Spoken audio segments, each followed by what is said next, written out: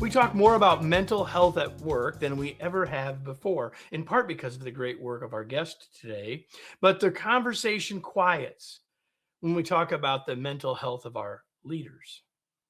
Now, that's an important conversation, and that is the conversation we're having today. It's important for you as an individual leader and for your organization as well. Welcome to another episode of the Remarkable Leadership Podcast, where we are helping organizations and their leaders grow and lead more effectively to make a bigger difference across their teams, communities, and the world. If this is you and you want to lead better and help leaders in your organization do the same, please accept my gift of my action guide summarizing the key individual and organizational next steps from our 2025 episodes. And just go to remarkablepodcast.com/action guide. And if you didn't know, these are done live streamed without a net before they become podcasts. If you'd like to get this information sooner, the best way to do that is to know when these are going to happen. So you could get in the know for future episodes by going to our LinkedIn or Facebook groups, two of the platforms we stream these on first, and find that out by going to remarkablepodcast.com/Facebook or remarkablepodcast.com/LinkedIn. Do those things and you'll be in the know. And here we go. There's my guest. And now I lost my Hi. notes. And then I lost my notes. So let me get them back up here so I can introduce Miss Melissa Melissa Doman. See, I messed it up, Melissa. It's okay. So many people do. Don't worry about it. It's Melissa Doman. She has a master's in organizational psychology. She's a former mental health therapist. She's the founder of the Workplace Mental Health Method. She's the author of 2 books. Yes, you can talk about mental health at work. And her new book, Cornered Office: Why We Need to Talk About Leadership Mental Health. She works with companies, including clients like Google, Progressive, Estee Lauder, the MLS team of Orlando City Soccer, Microsoft, and Salesforce. She's spoken and mentored at South by Southwest and has been featured as a subject matter expert in places like CNN and Vogue and NPR and Fast Company and the BBC, and you get the idea. She's also one of LinkedIn's top 10 voices on mental health. She helps companies, individuals, and leaders to have constructive conversations about mental health, and that's exactly what we're going to do today. Melissa, welcome. Thank you so much. I've really been looking forward to this. I believe you're the first person I remember. 540 some episodes. I think you're the first person who's been on the show who's also been in Vogue. Like, there you go. I don't know. I don't remember anyone. I don't ever remember introducing anyone else and saying they were in Vogue. It was definitely something that was not on my career bingo card for sure. That was a good day. Well, sure it was. Of course it was. So listen. Why did you write this book? So you wrote this other book about workplace mental health. Yeah. And then you decided to write a book about leadership mental health. You talk in the very beginning about why it was so hard for you to start writing it, which you can tell us. Yeah. But first, why the book to start with? Why you and You why the know, you know, for years I had really lost count of the number of leaders, whether it was in, one-on-one leadership coaching sessions or in workshops, things like that, where they were having panic attacks, they were having anxiety, they were angry, they just felt completely helpless. Like they were having just endless expectations and things put on their shoulders, and being asked to further dehumanize themselves in the process. And to be honest, I was part of the problem as far back as 2018. And I was living in London at the time with my husband, and I was doing a mental health awareness campaign for a company, and I was trying to train up the leaders about how to talk to their teams about mental health. And halfway through, one of the participants said, "Well, all this information's well and good. You haven't asked us about how we even feel about learning this skill set and what's going on for us." And I was mortified because, just like everybody else, I was completely socially conditioned to look at leaders based on the titles and not based on the humans holding the titles. And that's when it totally changed for me. And so I started viewing leaders in a very different way for the past 8 years. And I just had so much information and so much of the same themes over and over and over again. And I was like, well, leaders are not allowed to use their inside voices. So I am going to have to be the vessel for information, and I will gladly do so. And that's why I was like, I don't understand why leaders are being asked to do more and more and more, and the support to do more is not growing in kind. It just didn't make sense to me. And I wrote 75,000 words on it. So you say in the very beginning of the book that you got ready to write and you couldn't. And Yep. I'm not Yep. asking you to, I'm not asking you this to like to bare your soul, although you've already done it in the book. No, I don't I have a mind. very Not at specific all. reason why I want to ask. Please. So give people that context, and then I'll make the comment that I want to make. Well, I'm kind of allergic to self-aggrandizing authors, if I'm honest. So I really like to be honest when I'm Says the sharing woman ideas. who's on a podcast talking about her book. Oh, hey, listen, blame my publicist. But you got to let You people know didn't. You had. this, right? You turned on the camera. I'm just teasing you. Go ahead. But I like to be honest. If I'm going to plead my case for people to consider something that kind of goes against the grain, not only do I have to make an airtight, irrefutable case fueled by logic, but also I need to be honest about the process, because I want to humanize myself as the writer.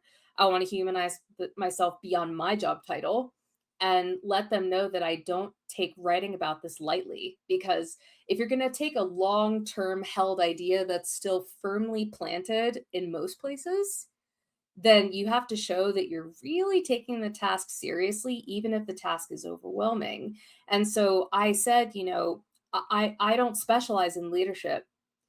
However, I know people and I know mental health, and leaders are people with mental health. And so that's what the book is about the mental health of these people, not about leadership. And so I wanted to make that distinction very clear.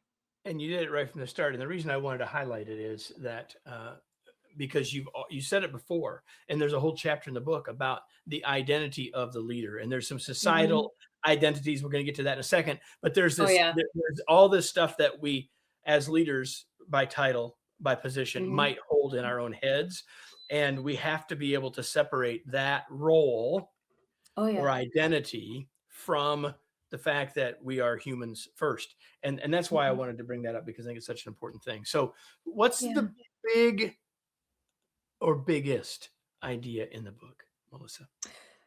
The biggest idea is that we need to get people to accept that success and struggle exist in the same body, and that's even more important to accept within a leadership role, period.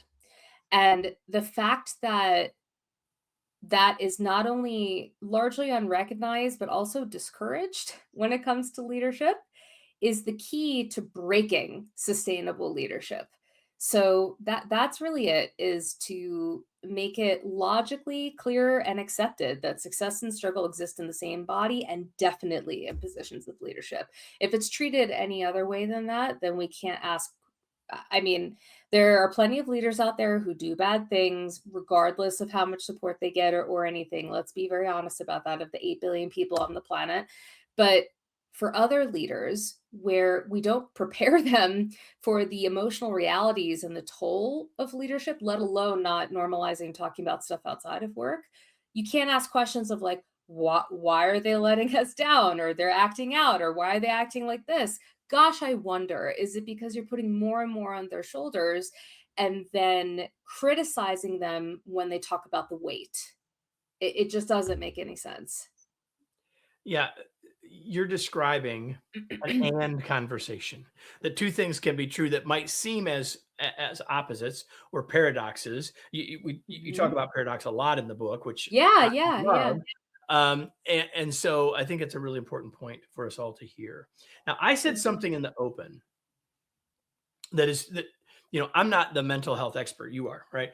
Uh, but it's my observation that it is far more common to talk about mental health at work today than it used to be. That it's far Oh, more yeah. accepted to talk about mental health at work than it used to be. And Oh I yeah. actually believe that, speaking of and conversations, for all of the bad things about COVID, one of the good things about COVID is that statement that I just made is true. And I think it's true in part because it was so different and it was Yeah. impacting people in so many ways that we had to let people talk. We had to talk about it. Agree or disagree? A million times agree, because it's always been important. And my first book I wrote during the pandemic, during lockdown, and I emailed my publisher. I was like, "Hey, I need to add like 3 chapters based on, gestures to everything around us happening." And they were like, "That yes, that makes sense." But it was always important, and it was starting to gain a little bit of traction before the pandemic, largely actually in the UK where we were based at the time. And but then the pandemic happened, and everybody was like, "Oh, we can't pretend to compartmentalize anymore because we're just not gonna mentally survive this." And Well, so and how do you COVID compartmentalize when your office is 7 feet from your bed, right? well, also Or 3 steps compartmentalizing, from your kitchen, right? it's a very, it's a learned, adapted, very unnatural behavior, if we're being honest. And also it showed how unsustainable it is and the problems it can lead to. And the approach I take, and I haven't lost anybody yet, is it's really tough out there and really, really tough in here. For anybody listening to the podcast, and pointing out my window and then pointing at my head. So why not just be honest about that and then focus on equipping people with the education and skills they need so they can cope with, being alive, the cost of doing business, as my sister says, or, things as they come up at work, or if they do struggle with a mental health condition, or just the daily stresses of work and life integration. So I really approach it as a form of conversational literacy that every person needs at some point in their career, based on what's appropriate for them. So COVID, in a lot of ways, really did open up that conversation because you just couldn't avoid it anymore. You said something in the story that you told earlier where you were working with a bunch of leaders, Yeah. helping them think about and dealing with the mental health challenges of their teams, and the leader said, "Well, Mhm. wait a minute, what about us?" Yeah. And the thing that I said to people all through leaders all through the pandemic is, listen, if you don't, I've said I'm not a mental health expert, so I always talked about mental fitness, like how to Mm, and so I said, if you can't create mental fitness for others if you're not mentally fit yourself. Like if you mm, can't or don't take care of you, you can't take care of your team the way you want to. And to me, that's one mhm, of the big ideas of the book, although you say it mhm. more eloquently. Um, so I want to, I want to come. We have to come back to why this all matters organizationally. Yeah, But yeah, what would you say about what I just said? That point that, hey, if your tank's empty, you can't help yeah. anybody else. So let's talk about that for a minute. I mean, gosh, it's so painfully logical that the fact that we need to talk about it is I would say for me infuriating, because I'm like logic, and people go, but no, social bias and narrative, and I'm like, just breathe, just breathe. So the thing is, what we ask of leaders now more than ever, I don't think necessarily that past generations of leaders could necessarily cope with. And so if you look at today, being a leader today, the level of productivity expected, the outcomes, the results, the speed at which you do things, the number of things that you're responsible for. And again, not just output, but also watching out for well-being for your team, being emotionally intelligent, being literate in DEIB, managing the onslaught of AI. There's so many things that leaders have to do. I just don't understand how they can effectively, or even at a minimum decently, do all of that and perform, not burn out, not take it out on other people without having mental health self-management as a part of leadership development. It's just not possible. And so I realize I might sound like a broken record, but leaders are such a critical part of the ecosystem of an organization. And if you have any hope of achieving homeostasis or being able to adapt and evolve, the, it's like the oxygen mask metaphor. You have to put on your own so you don't pass out, so you can put it on for other people. And I'm smiling and saying it like this because I'm like, I can't be the only person seeing this. No, I don't think So you are. So all of this sounds like, well, it makes sense. And all of mhm, this sounds like, well, that'd be really nice for those people. And isn't it mhm, hard for leaders? And yet the question is a different question, right? The question is a mhm. different question. Are you there? Yeah, Okay, I'm having a computer challenge. I can't see you. As long as you can see me, that's all I'm going to yes, worry about right now. Um, yeah. so, um, so the question is a different one, and that is not only not is this just a nice thing to do for our leaders. Why does this matter to our businesses?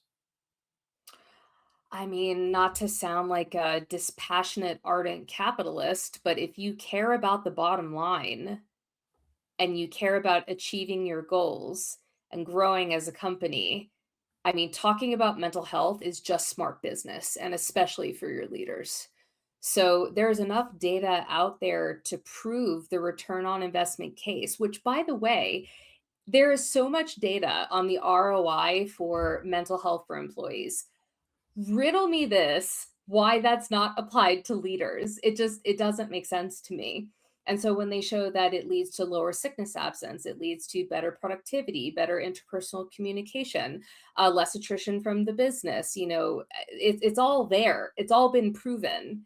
But what we find is that the leaders are measured in the data and ignored in the recommendations to take from said data. So it's already been proven about why it's good for business beyond the like human case and bleeding heart case, which Right, never moves right, the needle. So right. it's already there. It's already been proven. Okay. So we've talked a little bit about sort of some of the background. The job is harder in a more complex and uncertain world than ever, and all those things are Yeah. true. And we got more projects and more employees and all those things. We got all of that is true. And there's how we've thought about leadership for 75 or for like our lifetimes or longer, and all of those Beyond, yeah. things. And yet, it's my sense that individual leaders are actually making all of this worse for themselves. Some of them. Why? Well, how long do you have, my friend? Well, we don't have that uh long. So no, we don't have I've got that other long. things I want to ask you, Melissa. I so let me give you the high level answer for the sake of time.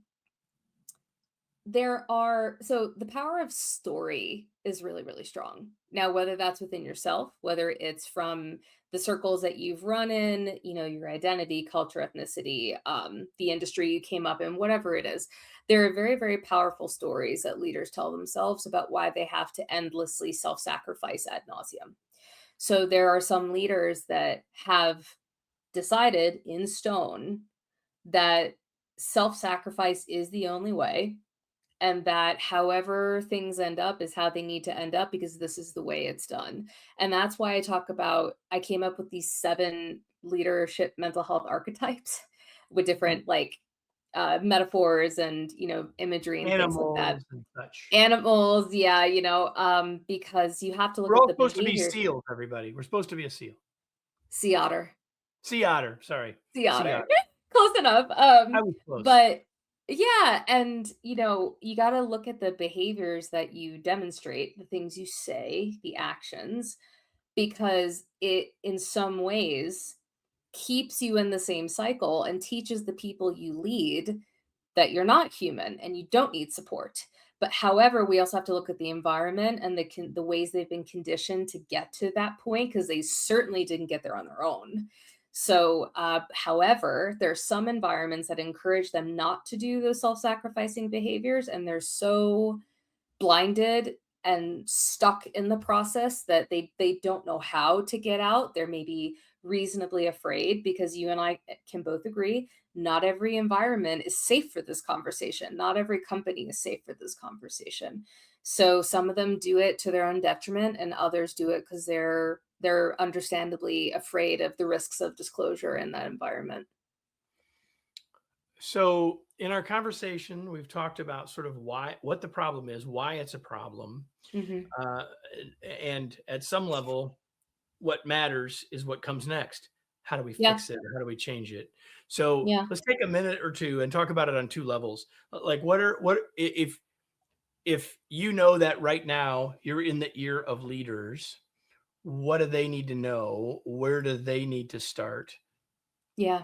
as an individual leader? If they're hearing you and saying, Man, Melissa is pegging me. I feel what she's describing. I'm in that spot. Yeah. What is she gonna tell me I need to be thinking about or doing? So I'm actually going to give a very, I don't think the word is easy, but I will say less scary place to start. That's a So good the thing to first, start. yeah, the first thing I'm going to recommend is not just jumping into the conversation. That's not what they need to do. The first thing they need to do is have a very, very serious internal self-reflection on, do I actually want to talk about my mental health as a leader? If I do, what do I wanna share? Why do I wanna share it? What do I want people to do with this information? How do I want them to view me? What is my statement of intention that I'll share by bringing this up? What am I gonna tell them about what I'm prepared to do with what I'm sharing? Because you can't just share about mental health and not how you're managing it. That's what a lot of people miss. And also, like I mentioned before, have a very honest conversation with yourself of, can you even have this conversation at your company? Because not all companies will, there are many companies that will say what they will and won't be. Listen to them. So the goal is that we want to get as many leaders and as many companies as possible, making this the norm. So the ones who don't do it are like the weird ones in the corner. So the first thing that leaders need to do is have that conversation with themselves, because otherwise you're kind of like jumping into this conversation hoping it's going to turn out well, and that's not an approach I recommend. So, Let me just add something to what you said, and that is yeah. we need to be clear about whether it's safe or would be welcome for us to have this conversation in our Yeah. workplace, for Hmm. sure. Yeah. And depending on how hardened you are yourself, you may assume that to be true when it isn't. Yes. So, Yes. so don't immediately say, "Well, no one will want to hear this." I need to Right? add to what you're saying when you're done. Yeah. No, that's what I was going to say. So, big yes.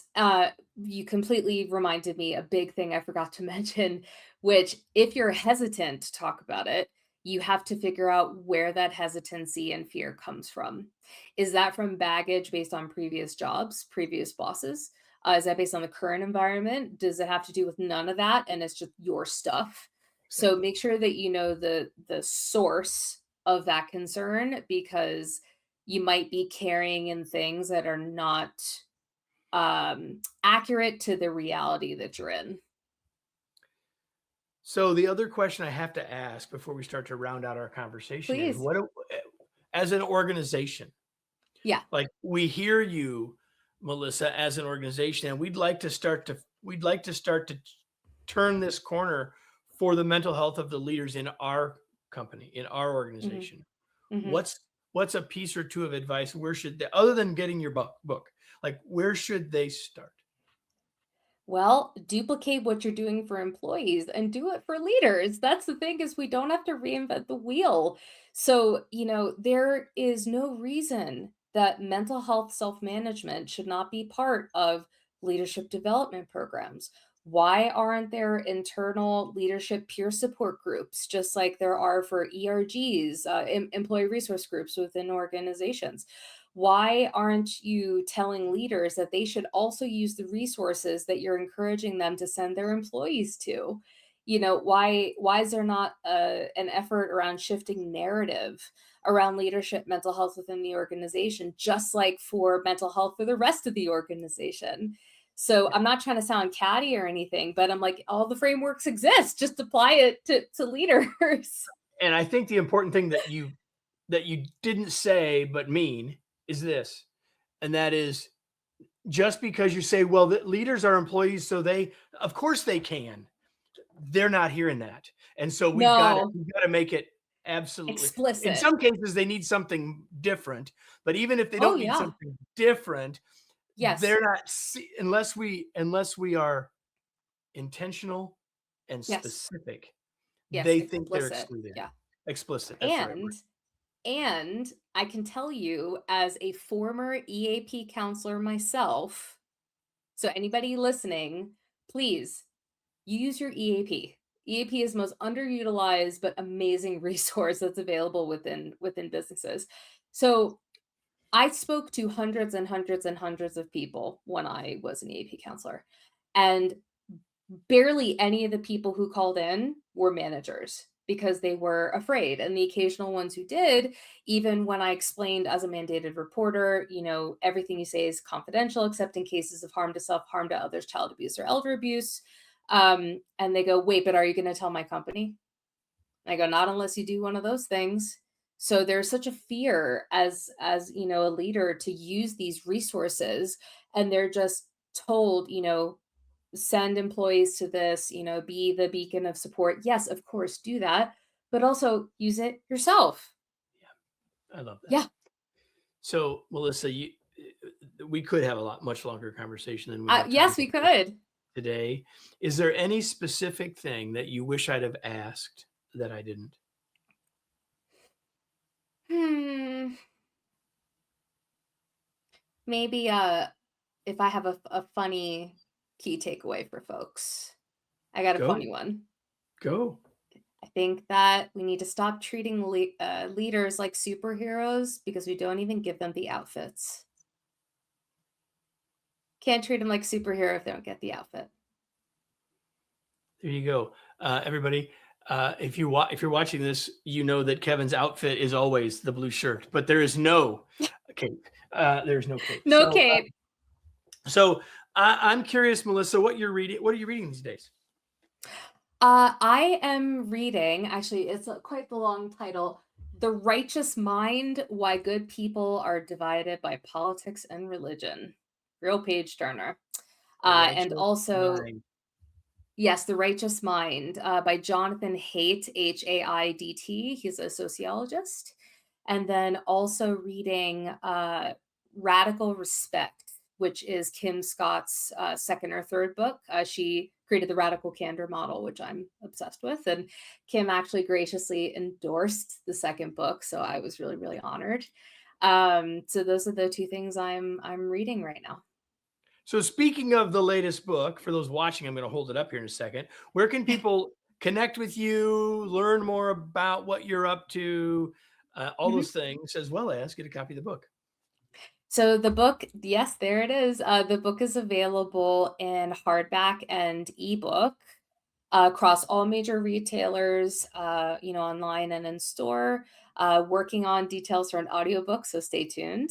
My website is melissadoman.com. So my clients are businesses. If you're looking for any, keynotes, fireside interviews, workshops, strategic consulting around mental health, communication, and team dynamics in the workplace, please reach out. I would love to help.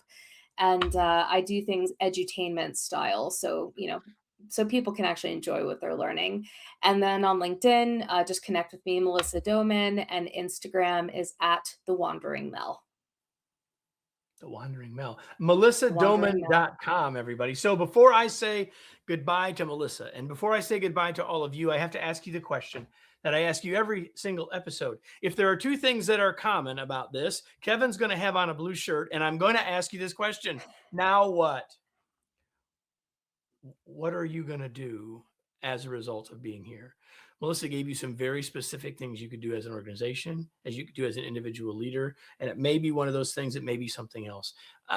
I am not here to adjudicate or suggest what you do. I am here to encourage you to take some action, because if you don't, the chances of you getting the value that you could have gotten from this very important conversation go drastically down. Melissa, thank you so much for being here. It was a pleasure to have you. Thank you so much. I really enjoyed it. And so, everybody, if you enjoyed this, make sure you're subscribed wherever you watch or listen so you don't miss any future episodes, please. And tell somebody else so they can do the same. And maybe you want to share this episode with someone, not because you think they have poor mental health, but because you know that they could get value from this as well. Thank you all for being here. I'll be back next week with another episode of the Remarkable Leadership Podcast.